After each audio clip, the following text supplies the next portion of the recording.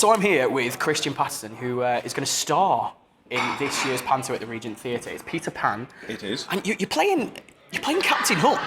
I am, yeah. Now, lots of people have said to me, "Oh, so you're playing the baddie." Well, you know, when I played Ugly Sister is technically the baddie, but it's a baddie in a dress. So with Hook, I'm going to let the children know that I'm definitely a baddie, but I'm also going to be that type of baddie that is not as competent maybe as a real baddie would be.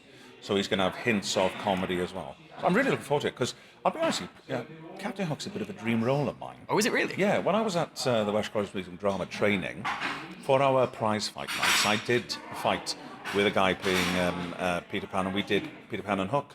And we won a fight for best, it was hilarious, best fight from an established text. We used Hook, the Steven Spielberg. Amazing. So Amazing. Established text. But yeah, and it was brilliant. So it's always been a bit of a dream of mine. So to do it here with Johnny is fantastic. Obviously, Johnny's not Pan this year, he's Smee. Yeah. So, you know, we're keeping that double act element going, you know? You've got that double act going. Let's talk about the show for a second. It's a relatively new show coming to Stoke-on-Trent. I don't think it's ever been done in the Regent Theatre before. So for people who are not... Everybody knows the story of Peter Pan, but maybe not everybody's seen the Panto version. What can people expect from the show? Well, this version has never been done anywhere. This is the premiere of this version, because this is the first version that I've ever written. Oh, so this is your... This is my writing debut in Stoke. For writing debut for Stoke, I'm also doing it for Bristol, and Eric and myself have both written Aylesbury. So it's my first time out. So I guess what I've tried to do is, because I think Peter Pan comes with a tremendous amount of baggage, because you've got to have a boyish lad playing Peter Pan.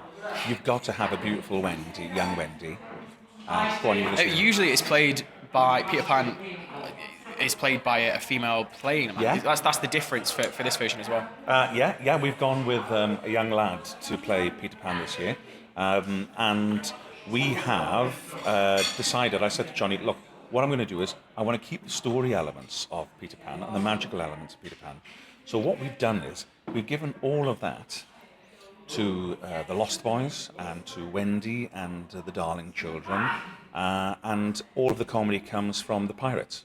So it's sort of a game of two halves, really. Yep. So just as you've got one scene establishing itself, Lost Boys and all, you move straight into a scene of chaos with Hook and Smee.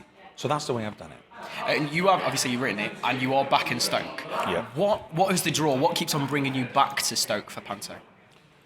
I can't imagine going anywhere else. I mean, it's such a difficult question to answer, because Stoke's so much a part of me now, and I hope I'm a part of it, that it just feels like the natural thing.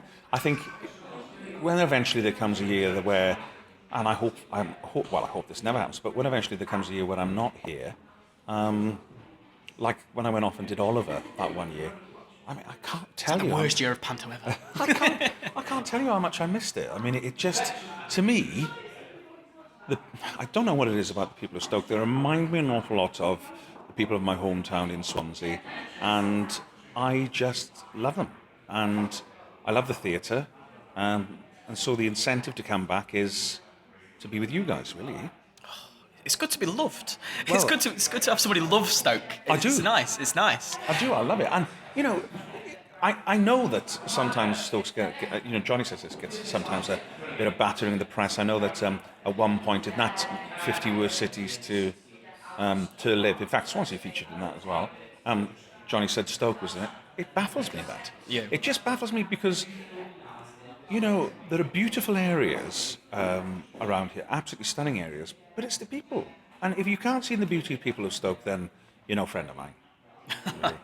You're just picking a fight with people who don't like Stoke. I am, yeah, literally. Yeah. Back to Peter Pan. What challenges will it bring? Obviously, when you wrote it, you already know the theatre, so you can kind of play to that when you write it, play to the space. Yeah. What challenges will it bring to getting it onto the stage? Well, there are lots of technical problems. We've got Tinkerbell featuring as a light before she becomes a fully blown fairy. Obviously, there's flying. There's not only Peter Pan flying, but I'm not saying any more than that. Ooh. Come on. No. Come on. No. Come on. No. I mean, it is probably the most technically demanding and challenging show we've ever put on. So we've got 2 weeks rehearsal this year, whereas normally we have one. Can you believe that we normally do it in 1 week? That's ridiculous. It's crazy. Oh, it's absolutely crazy. You literally genuinely only usually have 1 week? 1 week.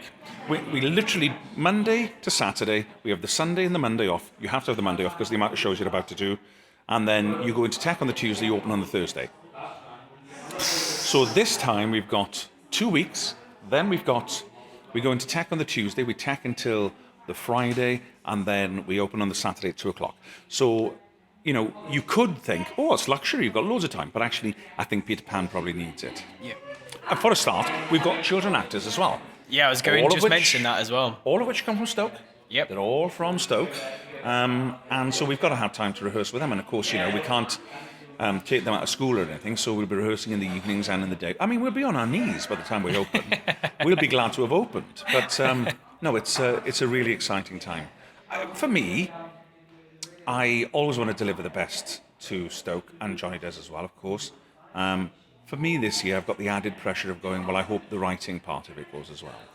So I've put in a lot of what I think Stoke normally react to, and hopefully we'll have a good time. But it could never be the riotness of, say, for example, Dick Whittington, because you can get away with anything in Dick Whittington because the story's so thin. Yeah. The story of Peter Pan is there, and it has to remain there, so you just have to have chaos around. It's like putting on funny clothes over a serious mannequin. Funny clothes over a serious mannequin. I don't know why I said that. I mean, that's the quote of the interview. If ever I need a title for it, that's what I'm going to use. Yeah. Well, you just saw me stop and do that face of, what did I just say?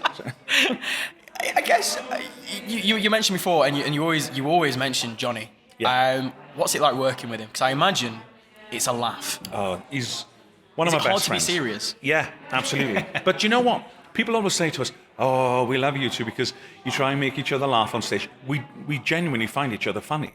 Okay. So we don't try to make each other laugh. We are laughing at each other. Yeah. But Johnny always says, oh, we find each other hilarious, and we hope that everyone else does. But, he is one of my closest friends. And when I'm on stage next to Johnny, it's like being in a big, warm, comfortable bed. You go, right, okay, I know where I am. I know what I'm going to get. We love the people that we're performing to, so we're going to give it our best. So for me, and I know I say this every year, but I believe it, and I wouldn't say it otherwise. He is the best front man in Panto. Go and see other Pantos and see how lucky you are, because we had a year without him. Well, of course you did. And we were pining for him. Yeah. No disrespect to the other cast, to the other Panto, but as you said, if you take the best frontman away, you can really see how much we need Johnny. Oh no, absolutely. I mean, he comes from a huge place of love. He is one of you. And he will deliver to you every time. For me, he is to Stoke Panto what the Ravens are to the Tower of London. That's another quote. Yeah, if he leaves, you've had it. Very much so. I wouldn't want to do it without him. Okay. I'd find that very, very difficult. And I'm sure there will come a year where we'll. But don't ever do it. I'm gonna. You can see me physically touching wood. I don't want that to happen, but you never know. His commitments, my commitments. But I know that it wouldn't be as enjoyable as this. Okay, in one sentence then, why should people come watch Peter Pan this year at the Regent Theatre? In one sentence? In one sentence. Sell it to me. Okay. Go on, Christian. Peter Pan is going to be painfully funny, swashbuckling fun. Amazing. Peter Pan is at the Regent Theatre from the 5th of December to the 3rd of January 2016, and you can get tickets from atgtickets.com/Stoke, or you could call 0844 871 7649. Booking fees apply when you order online or on the phone, so just come into the theatre. Come into the theatre. Come in here and have a nice cup of tea. Exactly. We are in probably the most comfiest place in Stoke right now. Isn't it's it amazing. Absolutely beautiful. It's absolutely amazing. Yeah. I feel like I've stepped back in time. Thank you very much, Christian. Thank you very much.